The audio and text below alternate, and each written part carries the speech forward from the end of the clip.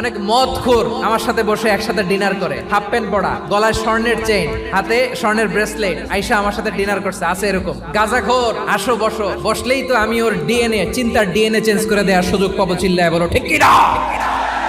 আমার অনেক হিন্দু পরিচিত ভাই আছে, ওরা আমাদের ইফতারির প্রোগ্রামে এসে একসাথে ইফতারি করে। বিশ্বনবী ইহুদির বাড়িতে গেলেন, আর আমার মুসলমান ভাই আমার কাফের বলে, এরকম আছে না নাই? মুসলিমরা দেখতে পারে না, সহ্য করতে পারে। বিষ্ণু ইসা ইসলামের খাদেম ছিল ইহুদি, এতদিন খেদমত করলো, একদিনও বিশ্বনবী ওরে কালিমার দাওয়াত দেয় নাই। কারণ কি? বিশ্বনবী একটা ভালো সময়ের অপেক্ষা করতেছিলেন, দায়ী সুযোগ খুঁজে কখন দাওয়া দিলে ব্যাটে বলে হবে, ঝোপ বুঝে কোপ মারে। বিষ্ণু ইসা ইসলাম ভালো সময়ের অপেক্ষা করতেছিলেন, দেখি আস্তে আস্তে এমন সময় আসছে, ছেলে এবার মুমূর্ষ, যখনই টাইমিং পেয়েছেন দাওয়াত দিলেন, পড়ো লা ইলাহা ইল্লাল্লাহ। প্রতিবেশী ইহুদি হোক হিন্দু হোক, যাবেন, সুসম্পর্ক রাখবেন, উপহার দিবেন, বিপদে পাশে দাঁড়াবেন। অসুস্থ হইলে একটু আপেল নিয়ে যান, আঙ্গুর নিয়ে যান। ইসলামের বিউটি দেখে, সৌন্দর্য দেখে অবাক হবে, নসিব ভালো হলে কোনোদিন কালিমা পড়ে মুসলমান হয়ে যাবে।